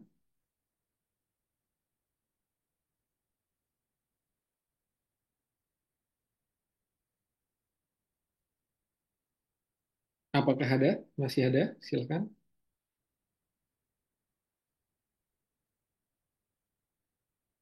Oke, kalau tidak ada barangkali satu pertanyaan dari moderator begitu ya, menggunakan posisi sebagai moderator. Jadi pertanyaan barangkali kepada kedua narasumber adalah pasca putusan MK ini eh, apa namanya ya, narasi yang berkaitan dengan netralitas itu sepertinya masih cukup relevan untuk dibahas. Bagaimana sebenarnya cara atau upaya untuk memastikan bahwa kepala-kepala daerah ini bisa melaksanakan sebagaimana kata Pak Bima tadi adalah menuntaskan semua program yang layanan dasar tanpa kemudian masuk terlalu dalam kepada aspek-aspek politik elektoral. Jadi masalah netralitas nanti mohon pendapat dari kedua narasumber.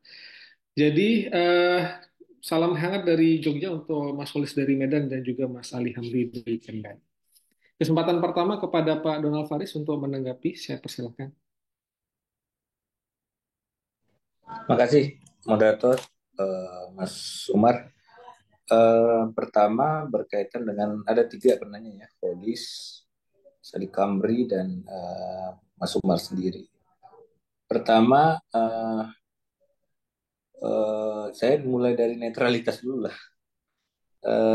Menurut saya isu netralitas adalah kalau mau diletakkan di dalam permohonan ini tentu kita tidak bicara soal isu netralitas ya Mas Umar. Karena kita bicara soal timeline durasi masa jabatan. Netralitas mungkin di kamar di sebelah, maksudnya mau orang incumbent atau tidak, isu netralitas itu akan selalu ada. Mau di level pusat, mau level daerah, isu netralitas juga akan muncul. Sebagai macam contoh, kita beberapa hari ini diberikan contoh betapa buruknya isu netralitas dalam pemilu oleh kepala negara, oleh Presiden Republik Indonesia. Itu juga adalah isu netralitas yang kalau mau kita tarik tidak akan selesai perdebatan itu. Bahkan pertanyaan sederhananya, kalau kita bicara juga soal netralitas, apakah PJ yang ditunjuk itu lebih netral daripada kepala daerah yang berstatus sebagai incumbent? Itu juga pertanyaan filosofis kepada kita. Sebab bukankah lebih potensi bias PJ yang ditunjuk oleh Menteri Dalam Negeri kemudian menjalankan agenda-agenda politik yang turun dari pusat kepada bawah, kan begitu kira-kira. Jadi kita juga menghadapi isu netralitas pada bagian-bagian yang berbeda. Menurut saya justru ketika definitif dituntaskan masa jabatan itu justru lebih mereduksi upaya bias kepentingan-kepentingan politik di dalam penunjukan pejabat. Kita banyak tahu lah praktek implementasi penunjukan pejabat tidak semuanya juga punya tata kelola yang baik. Karena kalau mau bisa lihat, ini contoh saja bisa di mana ya, tanpa saya harus terang menyebut, siapa sih PJ Gubernur DKI sekarang? Adalah orang yang 1 senti di sebelah pemerintah pusat. Siapa sih PJ Gubernur Jawa Barat sekarang? Itu juga adalah orang yang 1 senti dari istana. Siapa sih PJ Gubernur Jawa Tengah sekarang? Itu adalah orang yang sangat dekat dengan beliau, kira-kira seperti itu. Jadi isu netralitas justru di PJ ini justru menurut saya lebih bias, lebih kabur karena penunjukan PJ itu lebih rentan sebenarnya di dalam bias kepentingan politik. Dan itu bisa teman-teman Bapak Ibu lihat semua dalam database PJ yang ditunjuk untuk menjadi gubernur di beberapa tempat. Itu yang pertama berkaitan dengan pertanyaan soal netralitas. Kemudian soal pertanyaan implementasi atau konstitusionalitas norma, ya seperti yang saya sudah sampaikan di awal tadi bahwa ada benturan antara pasal yang diuji 201 ayat 5 Undang-Undang Pilkada di mana menyebutkan para kepala daerah hasil Pilkada 2018 itu berakhir di tahun 2023, dan pasal di mana penyelenggaraan pilkada itu sendiri masa jabatannya itu dihitung sejak kepala daerah tersebut dilantik selama 5 tahun. Jadi ini benturan. Satu sisi pasal 162 ayat 1 dan 2 bicara masa jabatan itu adalah 5 tahun terhitung sejak pelantikan, tetapi ada pasal di mana kemudian masa jabatan itu menjadi tidak penuh atas sesuatu yang menurut kami tidak clear juga kenapa itu menjadi tidak penuh. Kan kepala daerah yang dipilih 2018 dan kemudian dilantik 2019, kalaupun mereka menjabat secara penuh, kan tidak mengganggu jadwal keserentakan pemilu seperti timeline dan tabel yang saya tunjukkan tadi. Jadi sebenarnya mestinya kita konsisten dengan logika pasal 162 ayat 1 dan 2 Undang-Undang Pilkada. Masa jabatan itu adalah 5 tahun terhitung sejak dilantik. Terhitung sejak dilantik. Pertanyaannya, kalau pelantikan mengganggu timeline pilkada, jadwal pilkada, apakah masa jabatan 2018 ini mengganggu? Jawabannya tidak. Jadi cukup clear menurut kami. Bapak dan Ibu nanti bisa lihat di dalam permohonan yang kami ajukan, dan mudah-mudahan Bapak dan Ibu punya kesempatan juga untuk bisa membaca dan melihat secara lebih utuh bagaimana kita mengkonstruksikan permohonan itu sehingga kemudian dipahami secara mudah oleh Hakim Konstitusi. Itu yang saya sampaikan di awal tadi, Pak Holis, bahwa MK berhasil kami yakinkan bahwa ada kondisi norma yang kemudian kabur dan tidak jelas dan merugikan kepentingan pemohon.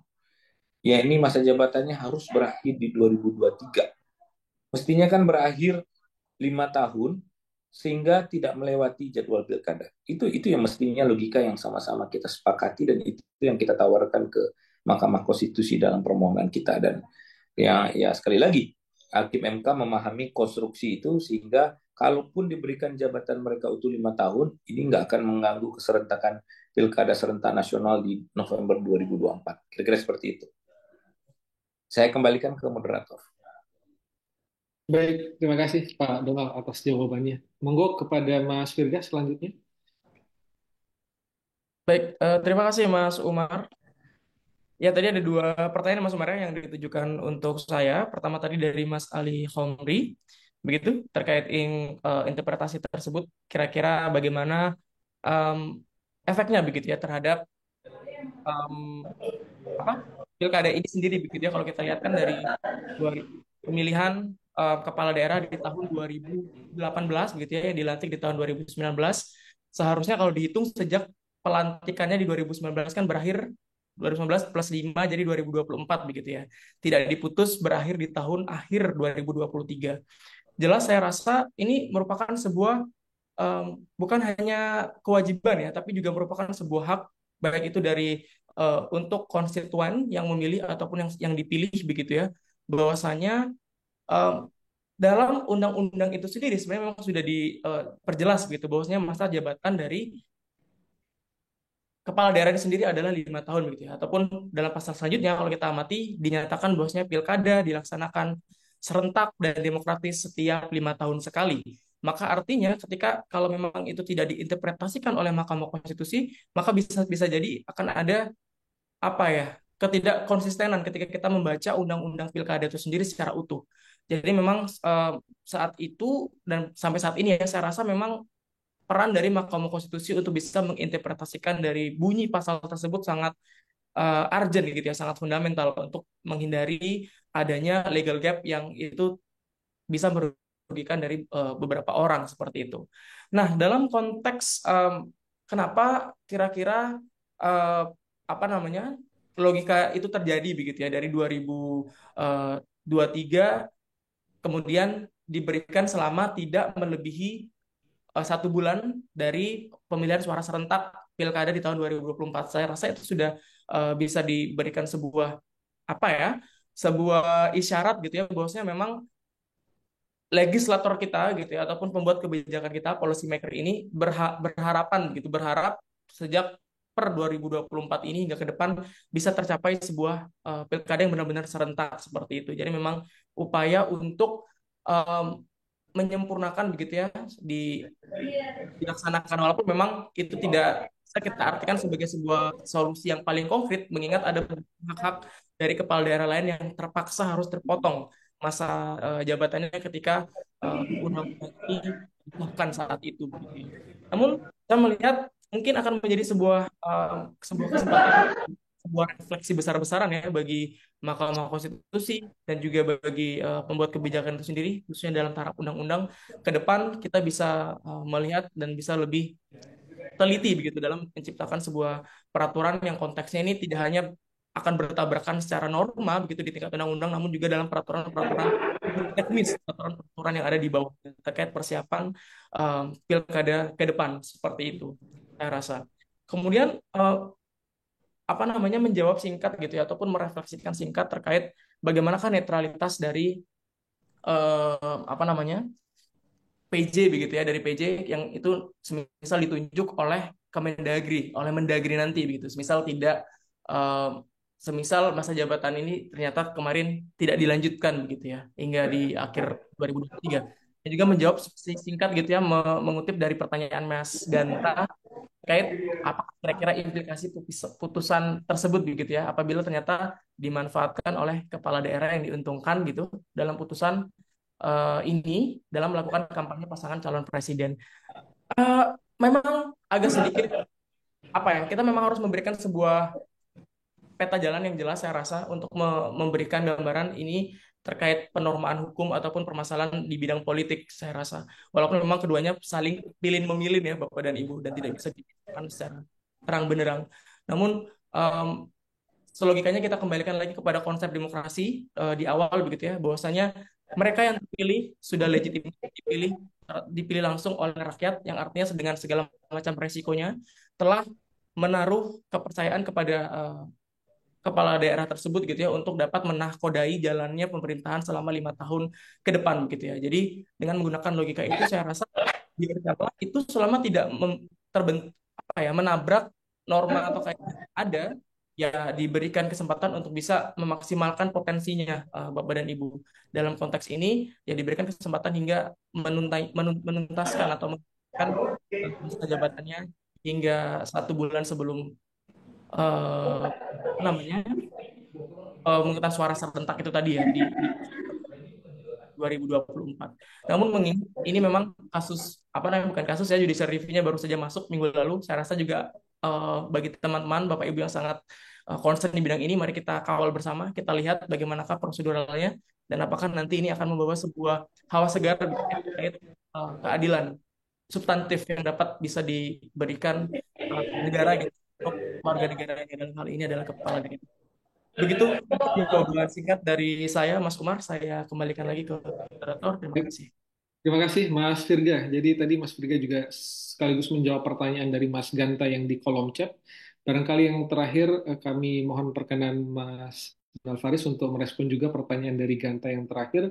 Bagaimana dengan implikasi putusan tersebut apabila dimanfaatkan oleh kepala daerah yang diuntungkan dalam putusan tersebut melakukan kampanye pasangan calon presiden lain, padahal apa yang disampaikan Pak Bima Arya dalam putusan tersebut digunakan untuk menyelesaikan jabatan, bukan ikut untuk memenangkan calon capres-cawapres tertentu. Jadi mohon sedikit tanggapan dari Pak Donald Faris. Sekaligus closing statement barangkali. Kalau berkaitan dengan pertanyaan itu sebenarnya adalah pertanyaan lebih ke arah politis ya, bukan pertanyaan berkaitan dengan isu konstitusionalitas norma. Kalau orang mau kampanye sekarang sorotan kita semua orang boleh berkampanye sepanjang aturannya kan diatur secara jelas Undang-Undang 7 2017 tentang pemilihan umum. Bahkan sulit kita bantah bahwa sebenarnya presiden pun boleh berkampanye. Saya tidak membenarkan, tapi kita bicara di ranah etis. Etis itu tidak. Saya termasuk orang yang menilai itu sangat tidak etis kalau presiden ikut berkampanye.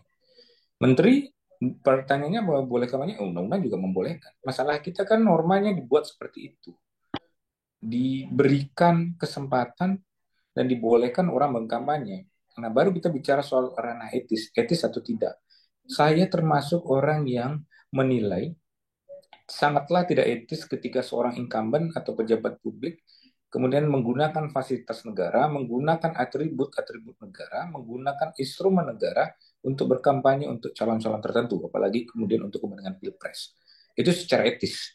Tapi normanya kan berbeda. Normanya membolehkan itu. Jadi kita bicara dua fatsun yang berbeda, fatsun hukum dan fatsun etis. Dan itu dua wilayah yang memang kadang-kadang tidak akan semua sejalan atau tidak kompatibel dengan kemauan kita. Nah, seperti yang saya sampaikan tadi, kalau secara hukum boleh kepala daerah berkampanye, presiden pun boleh, menteri pun boleh. Tapi secara etis saya termasuk orang berpikir itu sangat tidak etis dan kita tidak ingin melakukan itu. Tapi kalau bicara norma boleh, yang gitu kira-kira. Itu saja tambahan dari saya sedikit bahwa putusan ini sekali lagi tidak sedang menambah masa jabatan si kepala daerah, tetapi mengembalikan sebagaimana norma tentang 162 ayat 1 dan 2 Undang-Undang Pilkada bahwa masa jabatan kepala daerah itu adalah 5 tahun terhitung sejak dilantik. Kalau kita tidak setuju dengan putusan ini, artinya kita juga tidak sedang setuju dengan pasal yang lain.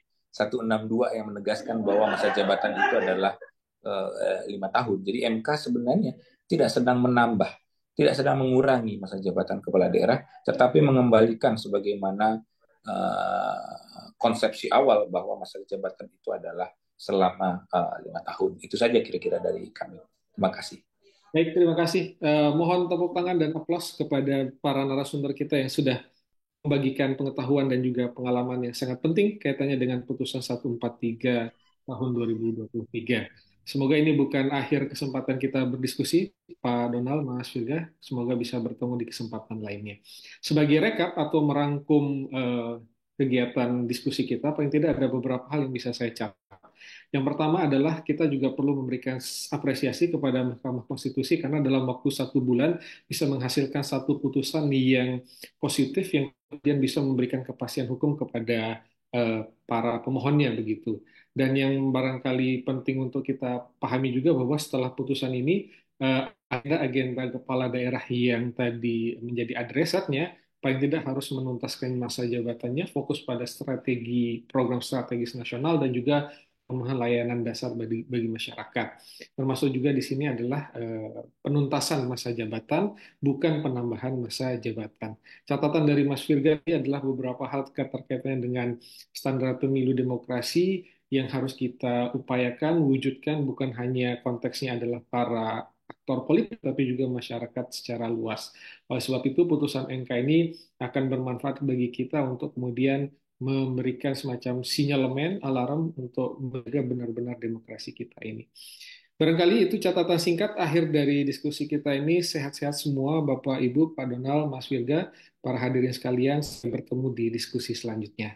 Saya akhiri. Assalamualaikum warahmatullahi wabarakatuh. Selamat sore.